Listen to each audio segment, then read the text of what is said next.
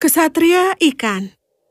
Suatu ketika di kerajaan yang jauh, hiduplah seorang pria muda bernama Ralph. Ralph adalah pria yang baik, tetapi dia selalu sangat sial. Dia berusaha sekuat tenaga mendapatkan cukup uang untuk menghidupi dirinya dan istrinya, tetapi itu selalu merupakan perjuangan. Dia harus melakukan pekerjaan sampingan untuk orang-orang di desanya di Pasadena. Suatu hari, Ralph sedang keluar memancing di danau dengan harapan bisa menangkap ikan yang cukup untuk dijual di pasar dan memberi makan dirinya dan juga istrinya.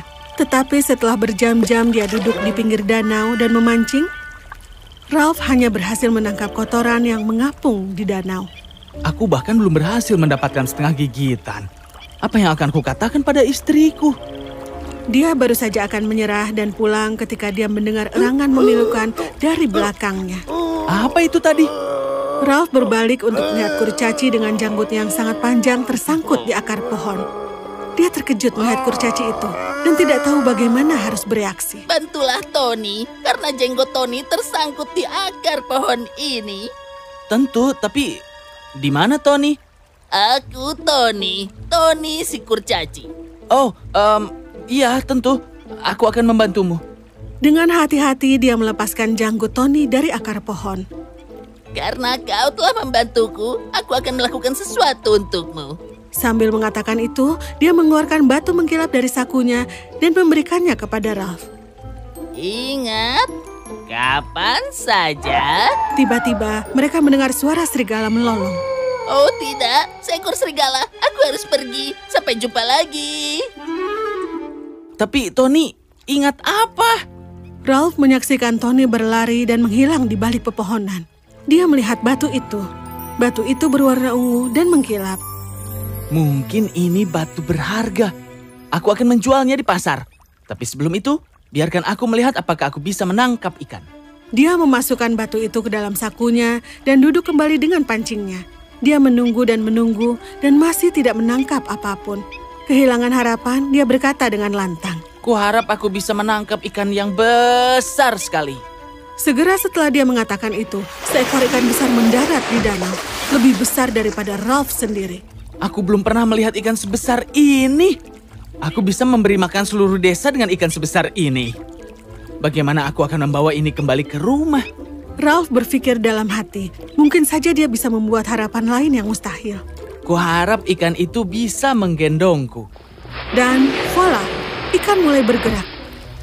Ikan itu meluncur di bawah kaki Ralph dan mulai melompat ke arah Pasadena, membawa Ralph di punggungnya seperti penunggang kuda. Ralph mulai curiga bahwa batu itu mungkin saja sebuah batu ajaib. Desa Pasadena menghadap ke kastil Raja Monaco yang sangat indah. Seluruh desa telah mendengar banyak desas-desus tentang Raja Monaco dan juga keluarganya. Dikatakan bahwa ratu adalah orang yang periang dan selalu tertawa dan bersorak kemanapun dia pergi. Raja mencintainya karena hal ini. Suatu hari ketika ratu tiba-tiba meninggal, Raja Monaco menjadi sangat sedih sehingga dia melarang tawa di seluruh kastil. Raja Monaco memiliki seorang putri bernama Viola. Sejak dia dilarang tertawa, Putri Viola juga berhenti tertawa. Dia cantik dan anggun, tetapi tanpa tawa, dia tampak tak bernyawa dan sedih. Dia melanjutkan tanpa tertawa terlalu lama, sehingga dia tidak tahu lagi bagaimana harus tertawa. Raja Monaco segera menyadari kesalahannya dan memutuskan untuk mencoba dan membuat putrinya tertawa. Semua pelawak dan juga komedian terbaik di kerajaan dipanggil oleh raja, tetapi tidak ada yang bisa membuatnya tersenyum. Akhirnya, dia mengumpulkan para menterinya dan orang-orang bijak untuk bersaing menikahi putrinya. Setiap pria yang dapat membuat putriku, Putri Viola, tertawa akan diberikan 50 juta koin emas dan akan menikahi Viola. Para pria senang mendengar hal ini. Sementara itu, Putri Viola sedang mencondongkan tubuh keluar dari jendela kamarnya ketika dia melihat sesuatu yang tidak biasa di jalanan di bawah. Pada pandangan pertama, itu tampak seperti seorang lelaki yang menunggangi seekor ikan raksasa. Segera, jelas bahwa itu adalah seorang pria yang menunggangi seekor ikan raksasa. Putri Viola menggosok matanya. Sejauh ini, itu adalah hal teraneh dan terlucu yang pernah dilihatnya. Dia tertawa terbahak-bahak. Dia tertawa sangat keras sehingga tawanya terdengar di seluruh kastil.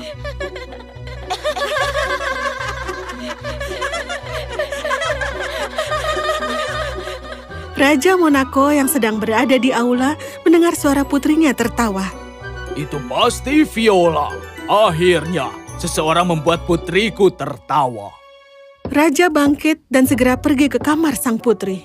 Apa yang terjadi, Viola? Apa yang sangat menghiburmu? Memegang perutnya sambil terus tertawa, Viola menunjuk keluar jendela. Iya, ayah. Aku tidak bisa berhenti menertawakan orang asing ini yang mengendari seekor ikan, bukannya seekor kuda. Aku jatuh cinta padanya. Ayahnya bergegas menuju jendela dan melihat Ralph mengendarai seekor ikan raksasa dan bergabung dengan Viola dalam hiburan. Tetapi kegembiraan mendengar putrinya tertawa untuk pertama kalinya segera lenyap saat sang raja menyadari pernyataannya sendiri. Dia segera mengirim orang-orangnya untuk memanggil orang asing yang menunggang ikan itu ke kastil. Aku ingin bertemu dengan pria ini. Ralph segera dihadirkan di depan sang raja. Siapa namamu, Tuan? Ralph yang mulia, aku tinggal di desa dekat Pasadena.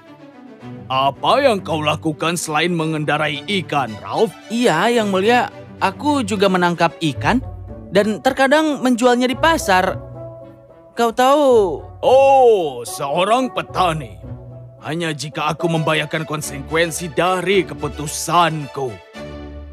Keputusan apa yang mulia? Raja Monaco menjelaskan kepada Ralph segalanya. Ralph sangat senang. Kau meninggalkanku tanpa pilihan selain menikahkan dengan putriku yang cantik. Ralph tersenyum.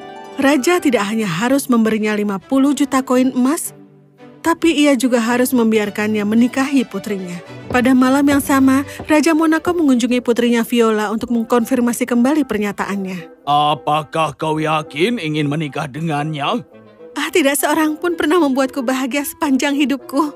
Aku tidak peduli berapa banyak pangeran, raja, kesatria, adipati yang kau taruh di depanku, aku tidak akan menikah dengan siapapun kecuali kesatria ikan itu. Selain itu, kau berjanji bahwa siapapun yang membuatku tertawa akan menikahiku. Tidak menemukan jalan lain, Raja Monaco mengundang Ralph untuk makan malam dan bermalam di istana. Ralph dan Viola bertemu dan langsung jatuh cinta. Namun Raja Monaco sepertinya masih kurang senang dengan semua ini. Saat makan malam, Raja menyadari bahwa Ralph bukanlah orang yang istimewa. Cara dia makan, cara dia berpakaian, cara dia berbicara, dan sopan santunnya. Tidak ada yang baik, tidak ada yang istimewa. Dan ini membuatnya sangat-sangat khawatir. Setelah makan malam, dia pergi menemui Perdana Menteri Nelman yang merupakan penasehat terdekatnya. Aku tidak bisa mengambil kata-kataku, tetapi aku tidak bisa membiarkan anakku menikah dengan yang disebut kesatria ikan. Jadi, aku menyerahkannya kepadamu. Hentikan segera pernikahan ini. Lakukan apa yang harus kau lakukan. Keluarkan aku dari situasi ini. Nelman berpikir sebentar dan mengangguk. Raja Monaco menjadi sangat puas karena dia pikir menterinya akan mengurus situasi ini. Yang tidak dia ketahui adalah bahwa Nelman telah memutuskan untuk menghentikan pernikahan dengan membuat Ralph hilang dari Pasadena. Malam itu, penjaga Nelman menyelinap ke kamar tamu tempat Ralph tidur. Mereka mengikatnya dan memasukkannya ke dalam tong yang mereka tutup rapat dan melemparnya ke laut. Ralph bangun ketika dia menyadari dia akan tenggelam dan segera menggunakan batu ajaib untuk digunakan. Kuharap tong ini berubah menjadi perahu. Tong itu bertambah besar sampai menjadi kapal yang sangat besar. Kuharap perahu ini membawaku kembali ke Pasadena. Dan hal berikutnya yang dia tahu, perahu itu melayang di udara dan Ralph akan pulang dengan senyum percaya diri di wajahnya. Pagi berikutnya, ketika Ralph ditemukan hilang, hati Viola menjadi sangat sedih. Ayah, satu-satunya orang yang paling aku cintai tidak ada. Tolong temukan dia, karena aku tidak bisa hidup tanpanya, Ayah. Raja Monaco merasa malu. Pencarian langsung dilakukan, tetapi tidak ada tanda-tanda. Raja Monaco sekarang tegang dan khawatir tentang putrinya. Apa yang sudah kau lakukan? Di mana dia? Kau harus membawanya kembali. Yang mulia, aku tidak bisa. Aku menguncinya dalam tong dan melemparkannya ke laut. Kau melakukan apa? Dengan kata lain, aku menyingkirkannya. Aku tidak pernah meminta kau melakukan sesuatu yang ekstrim. Aku hanya tidak berpikir dia cukup baik untuk putriku. Tetapi aku jelas tidak ingin membahayakan hidupnya. Kau ini kenapa? Raja Monaco sekarang merasa sangat khawatir. Tidak menyadari bahwa Ralph baik-baik saja. Ia segera pergi ke putrinya dan mengaku. Sementara itu, kapal Ralph masuk ke pelabuhan saat dia kembali dengan kemenangan. Dia segera menemui sang putri dan menceritakan segalanya padanya. Raja Monaco yang baru saja tiba untuk mengakui segalanya kepada putrinya, terkejut melihat Ralph masih hidup. Ayah, sepertinya ada seseorang yang tidak senang aku menikah dengan Ralph. Mereka melemparkannya ke laut. Ayah harus mencari tahu siapa itu, karena tindakan memalukan seperti itu tidak boleh dibiarkan begitu saja, Ayah.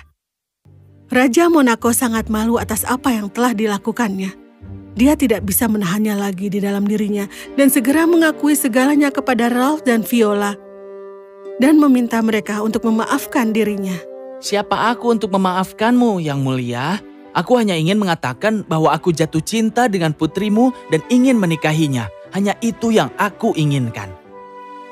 Raja Monaco sangat terkesan dengan Ralph. Dia memberkati Ralph dan putrinya. Pernikahan itu berlangsung hari itu juga. Neilman diusir dari kerajaan, dan Raja Monaco menawarkan Ralph setengah dari kerajaannya. Terima kasih, Yang Mulia, tetapi aku tidak mengharapkan kerajaanmu atau kekayaan apapun di dunia. Dan begitu dia mengatakan itu, dia mendapati dirinya terbangun di gubuk kecil. Dia berbalik dan menemukan istrinya sedang tidur di sampingnya. Itu adalah mimpi yang paling gila yang pernah kualami.